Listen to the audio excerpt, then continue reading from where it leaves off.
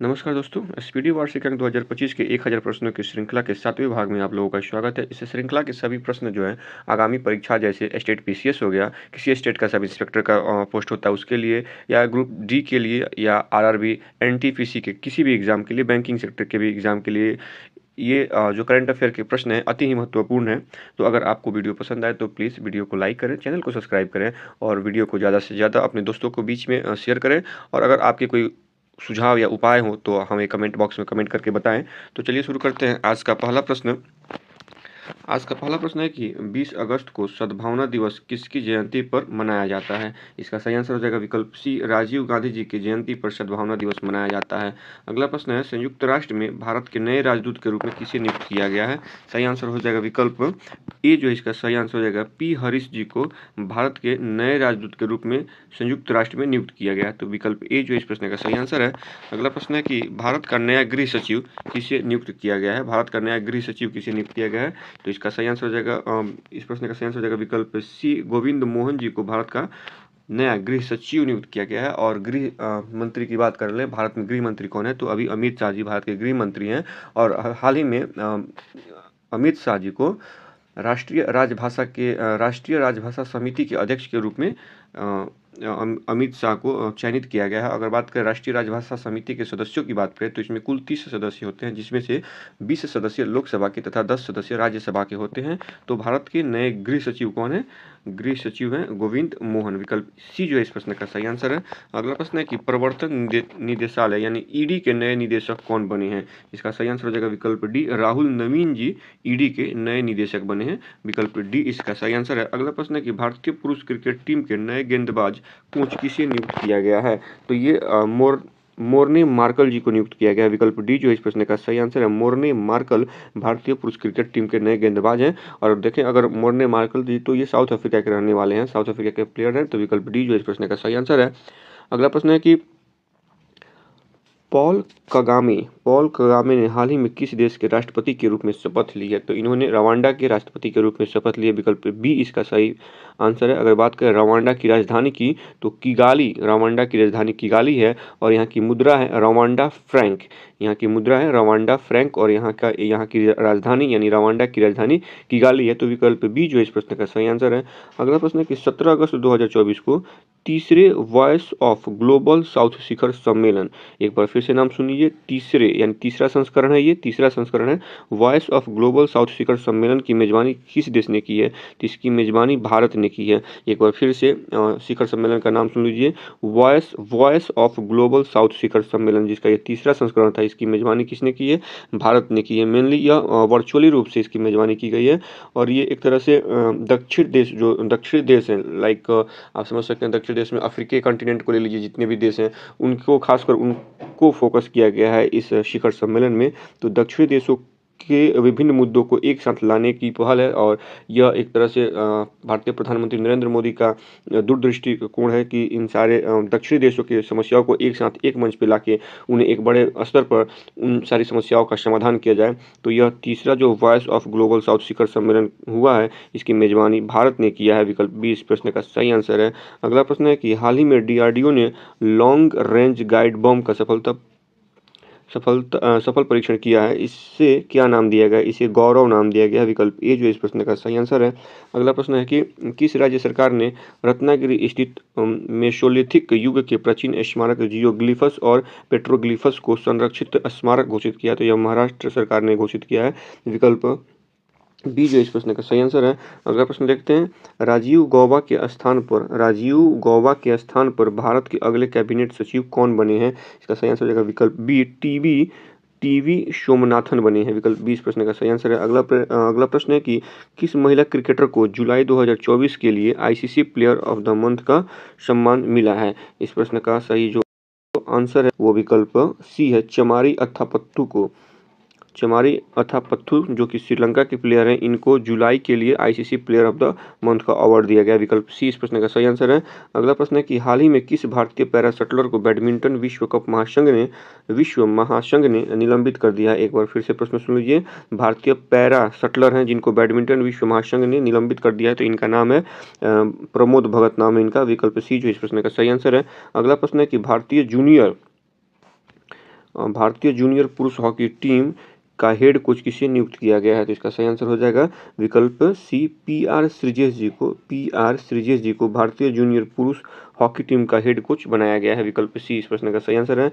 अगला प्रश्न है कि वन इंडिया वन टिकट पहल को बढ़ावा देने के लिए भारतीय रेलवे ने किस संगठन के साथ साझेदारी की है? इसका सही आंसर हो जाएगा विकल्प बी, भारतीय रेलवे ने राष्ट्रीय राजधानी क्षेत्र परिवहन निगम के साथ साझेदारी की है। विकल्प सी इस प्रश्न का सही आंसर है।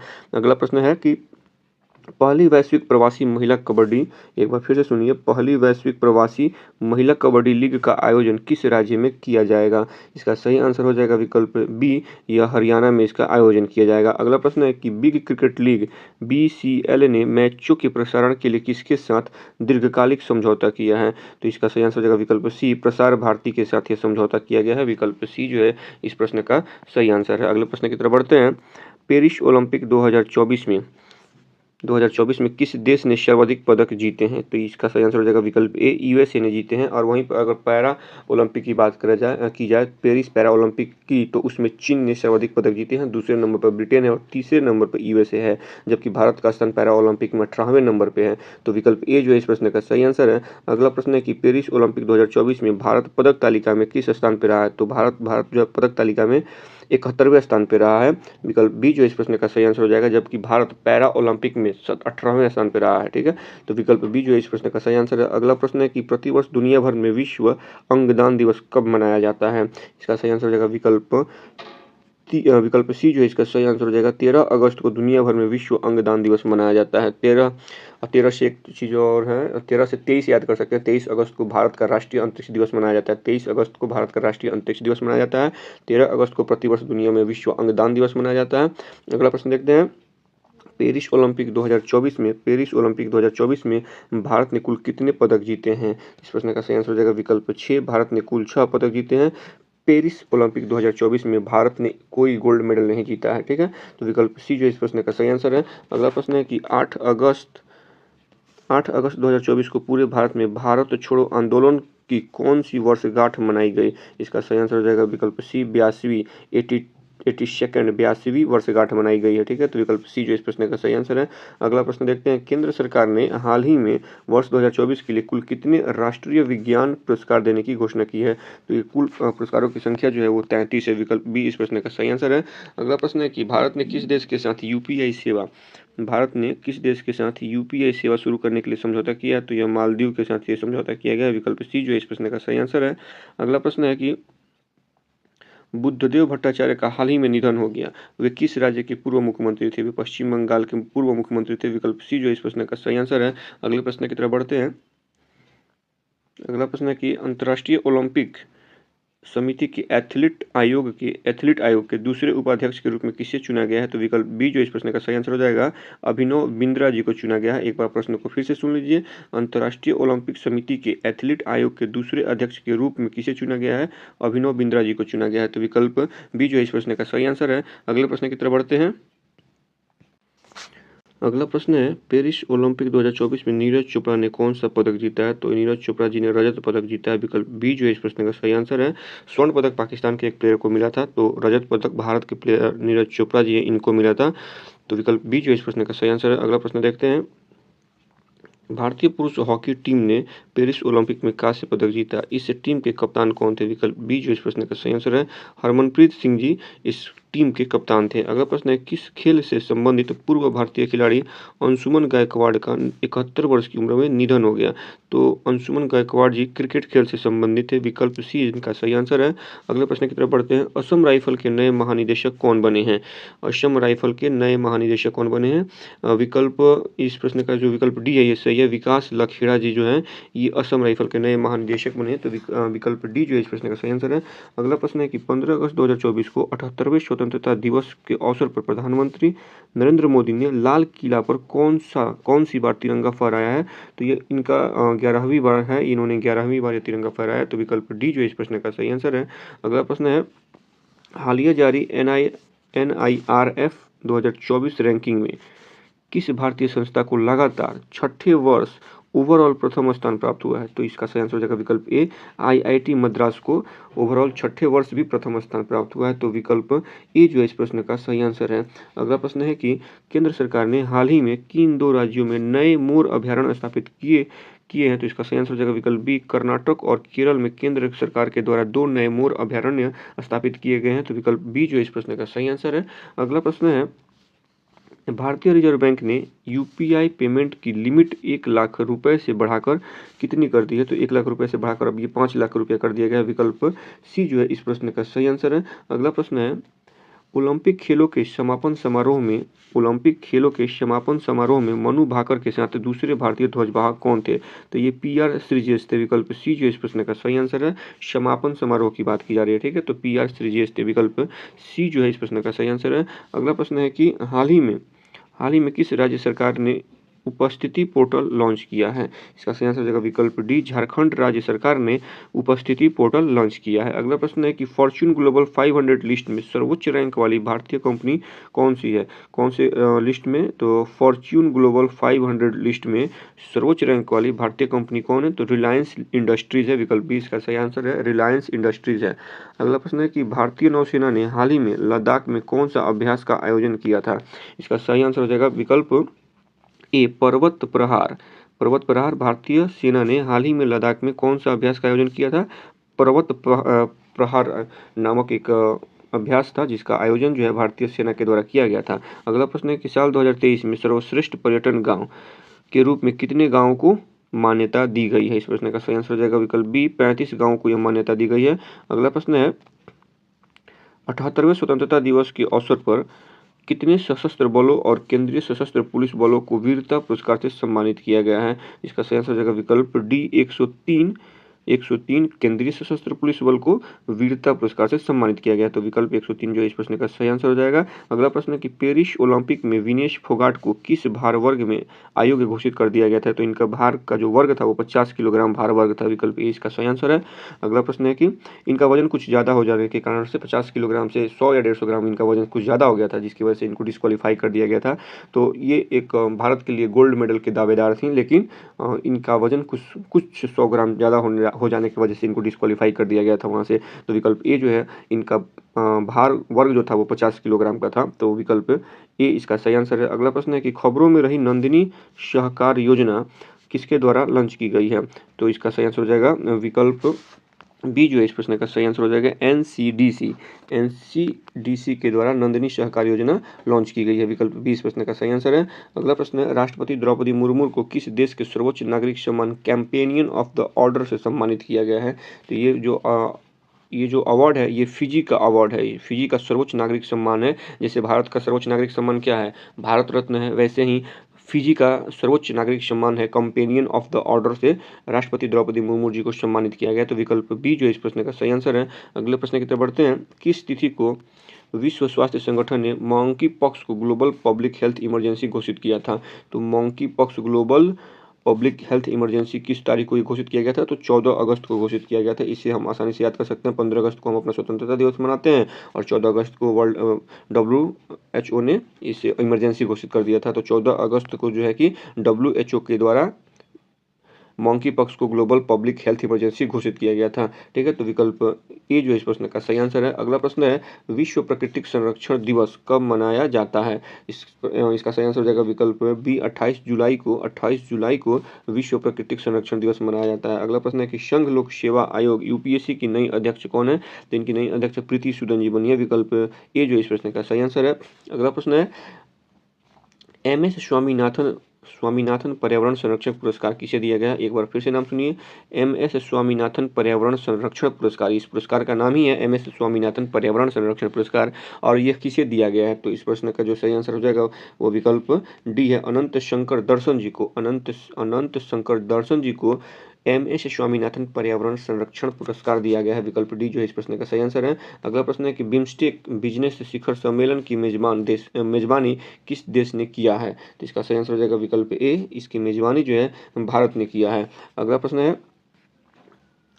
पेरिस 2024 ओलंपिक में पुरुष पोल वॉल्ट का स्वर्ण पदक जीतने वाले मोडो डुप्लांटिस किस देश के खिलाड़ी हैं? तो इसका सही आंसर हो जाएगा विकल्प सी, ये स्वीडन देश के खिलाड़ी हैं। विकल्प सी जो इस प्रश्न का सही आंसर है। अगला प्रश्न है, ई साक्ष्य, न्याय सेतु, न्याय श्रुति और ई शमन ऐप को किसने लॉन्च किया है? एक बार फिर से ऐप के नाम सुन लीजिए।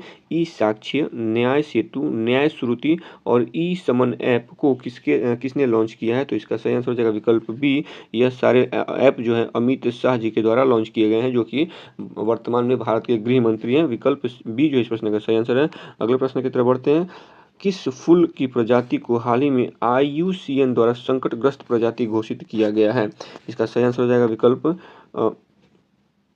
नीलकुरिंजी पुष्प, गुलमोहर, नागपुष्प या रेफ्लेसिया पुष्प। इसका सही आंसर हो जाएगा विकल्प ए, नीलकुरिंजी पुष्प को IUCN द्वारा संकटग्रस्त प्रजाति के रूप में घोषित किया गया है। तो विकल्प ए जो है इस प्रश्न का सही आंसर है।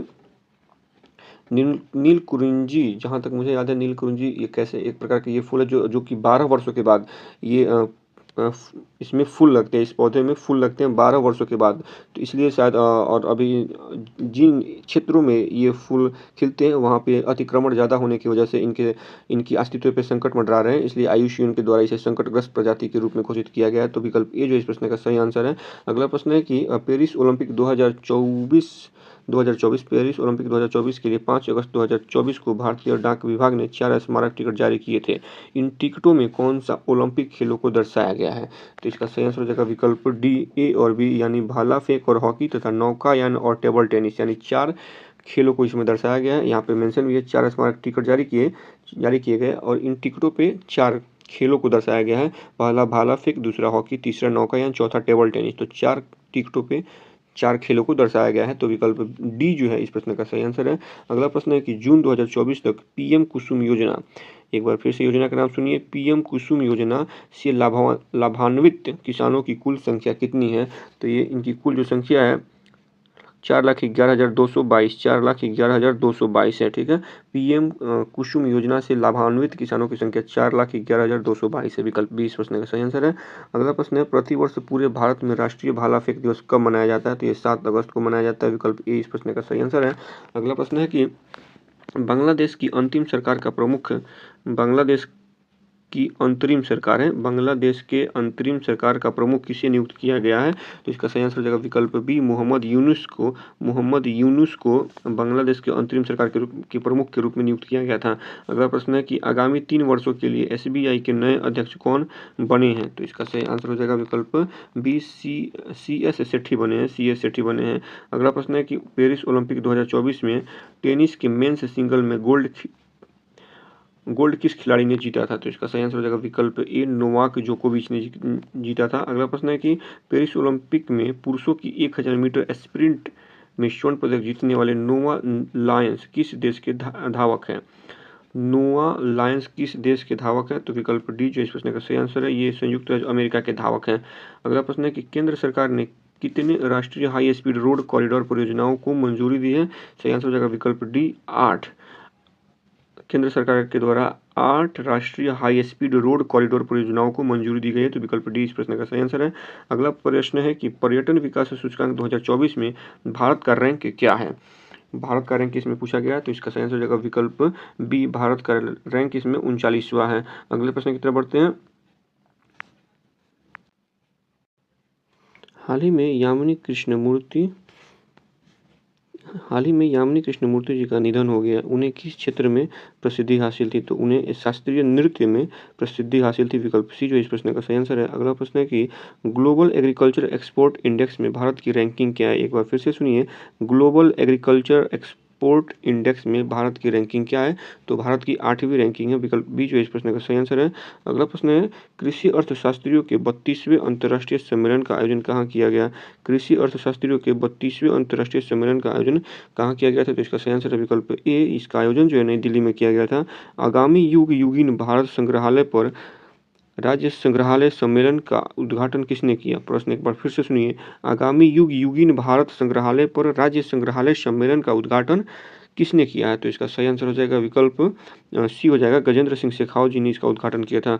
अगले प्रश्न की तरफ बढ़ते हैं। पेरिस ओलंपिक 2024 में पुरुषों की 50 मीटर राइफल 3P स्पर्धा में स्वप्निल कुशाले ने कौन सा पदक जीता है? तो सही आंसर हो जाएगा विकल्प सी, स्वप्निल कुशाले ने कांस्य पदक जीता है। विकल्प सी इस प्रश्न का सही आंसर है। अगला प्रश्न है कि बहुराष्ट्रीय हवाई अभ्यास तरंग शक्ति 2024 की मेजबानी किस देश ने किया? तरंग शक्ति की मेजबानी किस देश ने किया है? तो इसका सही आंसर हो जाएगा विकल्प ए, इसकी मेजबानी जो है भारत ने किया है। तरंग शक्ति 2024 की मेजबानी किसने किया है? भारत ने किया है। पहली वैश्विक प्रवासी महिला कबड्डी लीग का आयोजन सितंबर 2024 में कहाँ किया गया? इसका सही आंसर हो जाएगा विकल्प डी, यह हरियाणा में किया गया। एक बार फिर से सुन लीजिए कि पहली वैश्विक प्रवासी महिला कबड्डी लीग का आयोजन सितंबर में हरियाणा में किया गया। विकल्प डी इसका सही आंसर है। अगला प्रश्न है कि पेरिस ओलंपिक 2024 का शुभंकर क्या है? यह फ्रीजियन टोपी है। विकल्प बी जो इस प्रश्न का सही आंसर है। अगला प्रश्न देखते हैं, किस केंद्रीय मंत्री ने राष्ट्रीय शिक्षुता और प्रशिक्षण योजना 2.0 पोर्टल लॉन्च किया है? एक बार फिर से प्रश्न को पढ़ते हैं। किस केंद्रीय मंत्री ने राष्ट्रीय शिक्षुता और प्रशिक्षण योजना 2.0, इसको 0 नहीं पढ़ा जाता है, 2.0 पढ़ा जाता है, तो 2.0 पोर्टल लॉन्च किया है। किसने लॉन्च किया है? तो इसका सही आंसर है विकल्प डी, धर्मेंद्र प्रधान ने इसको लॉन्च किया है। अगला प्रश्न है कि हाल ही में किस टाइगर रिजर्व में बिजली उत्पादन के लिए पवन टरबाइन स्थापित की गई? तो सही आंसर हो जाएगा विकल्प बी, पेरियार टाइगर रिजर्व में बिजली उत्पादन के लिए पवन टरबाइन स्थापित किया गया है। तो विकल्प बी जो है इस प्रश्न का सही आंसर है। अगला प्रश्न है, पूर्व सैनिकों के लिए ई सेहत टेली कंसल्टेंसी सुविधा किसने शुरू की है? तो इसका सही जो आंसर है वो विकल्प ए है। यह सुविधा जो है भारतीय सेना के द्वारा शुरू किया गया है। तो आज के वीडियो में इतना ही। बाकी के प्रश्नों के साथ हम कल फिर मिलते हैं। तब तक के लिए मस्त रहें, स्वस्थ रहें, पढ़ते रहें और अपने लक्ष्य की तरफ बढ़ते रहें। धन्यवाद।